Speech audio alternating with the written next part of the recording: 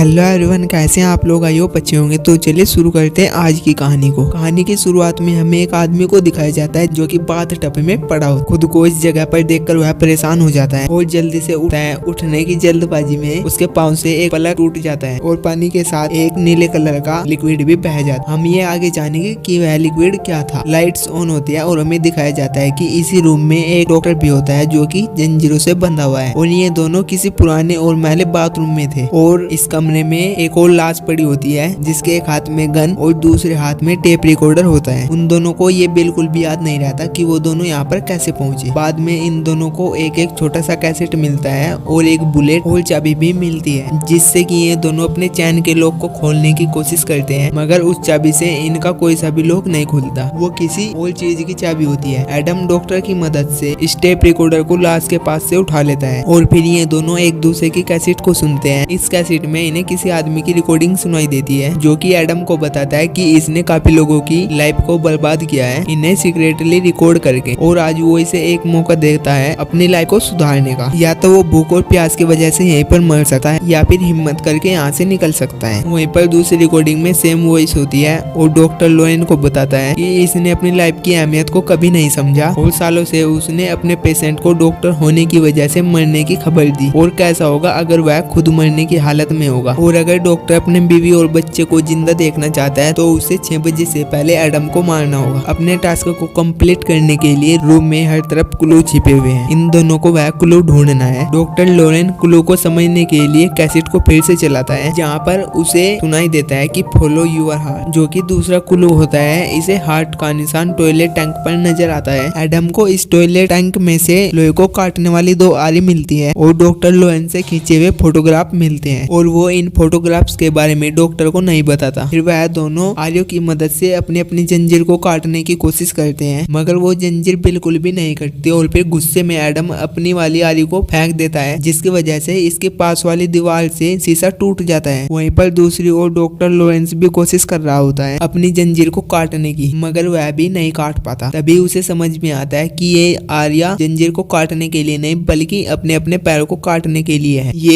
एक टेस्ट है इनके लिए कि क्या ये अपनी जान को बचाने के लिए अपने पैरों का बलिदान देंगे। तरह का इम्तिहान देखने के बाद इन्हें याद आता है कि इन्हें यहाँ पर कैद करने वाला इंसान कोई और नहीं बल्कि जिगसॉ है। जिगसॉ ने इन्हें कुछ मंथ पहले एक मर्डर में फंसाने की कोशिश की थी। अब हम देखते हैं कि मूवी फ्लैशबैक में जाती है और डॉक्टर लॉरेंस बताते हैं कि जिगसॉ उन लोगों को शिकार बनाता है जिनको अपनी लाइफ की अहमियत नहीं होती। वो दूसरों की लाइफ के साथ खेलते हैं। अपने हिसाब से जिगसॉ एक कातिल नहीं है, क्योंकि वो शिकार को अपने हाथों से नहीं मारता बल्कि वो अपने शिकार को फिजिकली या साइकोलॉजी तरीके से मारता है, जहाँ पर अगर कैदी सर्वाइव कर ले तो इन्हें अपनी लाइफ की अहमियत पता चल जाती है। जिगसॉ की इस मर्डर की इन्वेस्टिगेशन डेविल टेल कर रहे थे और मार्क के मर्डर से इन्हें एक पेन मिला था जिस पर डॉक्टर लॉरेंस के फिंगरप्रिंट थे, जिससे इनका शक डॉक्टर पर जाता है और फिर डॉक्टर से पूछताछ भी की जाती है। फिर डिटेक्टिव डॉक्टर लॉरेंस से पूछते हैं कि वो कहाँ पर थे जब मार्क का मर्डर हुआ। उस वक्त वो अपने हॉस्पिटल की एक लड़की को मिलने के लिए जाते हैं, लेकिन वो ये बात बताना नहीं चाहते थे क्योंकि उस औरत से उनके रिलेशंस थे और डॉक्टर लॉरेंस ये नहीं चाहते थे कि ये बात उनकी वाइफ को पता चले और इसे ये बात बतानी पड़ती है ताकि वो अरेस्ट होने से बच जाए। वहीं पर जिगसॉ की एक और शिकार एमोंडो को बुलाया जाता है अपने किडनैपर को पहचानने के लिए। जिगसॉ डॉक्टर खुद तो नहीं और फिर एमोंडा पहचानने से इनकार कर देती है क्योंकि इसने कभी भी जिगसॉ के असली रूप को नहीं देखा। एमोंडा हीरोइन का नशा करती है और लाख कोशिश करने के बावजूद भी वो इस नशे को नहीं छोड़ पाती, इसलिए जिगसॉ इसे भी अपना शिकार बनाता है। और वो एक ऐसी पहली औरत होती है जो कि जिगसॉ के इम्तिहान में पास होती है। मौत को इतने करीब से देखने के बाद इसे लगता है कि जिगसॉ ने इसकी मदद की है अपनी लाइफ को सुधारने के लिए। वो ड्रग्स को छोड़ देती है और इसीलिए इसके दिल में जिगसॉ के लिए हमदर्दी आ जाती है। मूवी की कहानी फिर से डॉक्टर एडम की ओर जाते हैं जहाँ पर इन्हें लगता है कि दीवार के ऊपर लगे हुए गिलास के पीछे से इनको कोई देख रहा है। कुछ देर के बाद बातों ही बातों में डॉक्टर लॉरेंस अपने वॉलेट में से फैमिली का फोटो निकालते हैं और फिर एडम को दिखाते हैं। एडम को डॉक्टर के वॉलेट में इनकी फैमिली का किडनैपर फोटो भी मिलता है। वो इसे छिपा कर रखता है ताकि इसे सदमा ना लगे। इसके अलावा एडम को इस फोटो के पीछे एक हिंट भी मिलता है जिसकी मदद से डॉक्टर क्लू के एक्स को ढूंढ लेता है। एक्स के मार्क से इन्हें एक छोटा सा रेड कलर का बॉक्स भी मिलता है जिसमें सिगरेट, लाइटर और एक फोन के अलावा डॉक्टर के लिए एक नोट भी होता है जिसे वो समझता है कि सामने पड़ी लाश का ब्लड पॉइजनस है। अगर वो चाहे तो सिगरेट को इसके ब्लड से मिलाकर और वो सिगरेट एडम को पिला बचाकर उसे मार सकता है, मगर वो ऐसा नहीं करता और वो सिगरेट की मदद से एडम को मरने का ड्रामा करने के लिए कहता है और फिर एडम भी ऐसा ही करता है, मगर जिगसॉ को पता चल जाता है और फिर इनका प्लान फेल हो जाता है। और फिर तभी डॉक्टर को उसी फोन पर कॉल आता है जो उसे बॉक्स में से मिला था और फिर उसे उस फोन पर पता चलता है कि उसकी फैमिली को किडनैप करके रखा है। इसके पास अब कुछ ही वक्त है अपने टास्क को कंप्लीट करने के लिए, यानी कि एडम को खत्म करने के अलावा इसे कॉल पर पता चलता है कि एडम डॉक्टर को पहले से ही जानता है। एडम फोटोग्राफ्स को दिखाकर डॉक्टर को बताता है कि डॉक्टर पर नजर रखने के लिए डिटेक्टिव टैग ने इसे पैसे दिए थे। दूसरों पर नजर रखकर इनके सीक्रेट फोटो लेना ही एडम का प्रोफेशन है। इनमें से एक फोटोग्राफ को ध्यान से देखने के बाद डॉक्टर को इनके हॉस्पिटल का एम्प्लॉय इनके घर की खिड़की पर दिखाई देता है। डॉक्टर को अब कंफर्म हो जाता है कि जिगसॉ ने ही इसकी बीवी और इसकी बेटी को किडनैप किया है, जो कि इस पूरे ऑपरेशन का मास्टरमाइंड है और वही इनके घर में बैठकर कैमरे की मदद से इन पर नजर रखे हुए है। और जब तक डॉक्टर को ये रियलाइज होता है तब तक 6 बज चुके थे। रूल के हिसाब से डॉक्टर ने अभी भी एडम को नहीं मारा था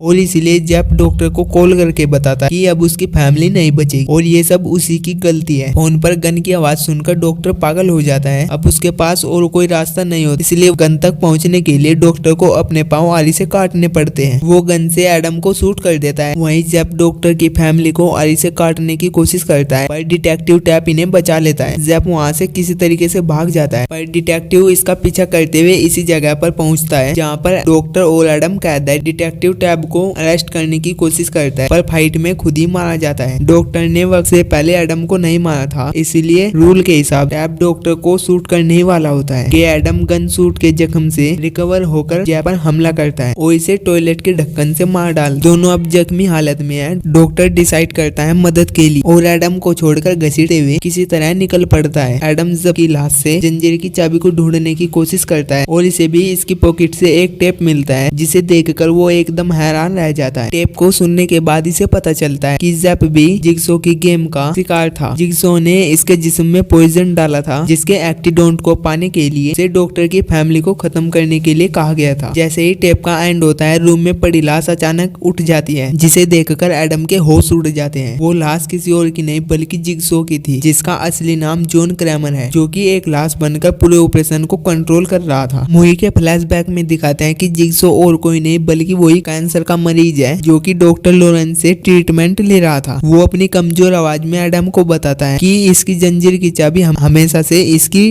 बाथटब में ही थी और फिर एडम को रियलाइज होता है जो कि नीले रंग की चीज पानी में बह गई थी, वही इसकी आजादी की चाबी थी। एडम जिप की गन से जिगसॉ को शूट करने वाला था कि वो इसे बिजली के झटके से कमजोर कर देता है, जिससे कि एडम कुछ भी ना कर पाए। जिगसॉ उसे उसी रूम में मरने के लिए छोड़ देता है और इसी तरह इस मूवी का एंड हो जाता है। तो दोस्तों, कैसी लगी मेरी आपको एक्सप्लेनेशन वीडियो? अगर आपको अच्छी लगी तो कमेंट सेक्शन में जरूर बताना और मेरी वीडियो को लाइक और मेरे चैनल को सब्सक्राइब करके जरूर जाना। आपका एक सब्सक्राइब मुझे बहुत ही मोटिवेट करता है और मिलते हैं आपसे ऐसे वीडियो के साथ। तब तक के लिए टेक केयर, बाय बाय।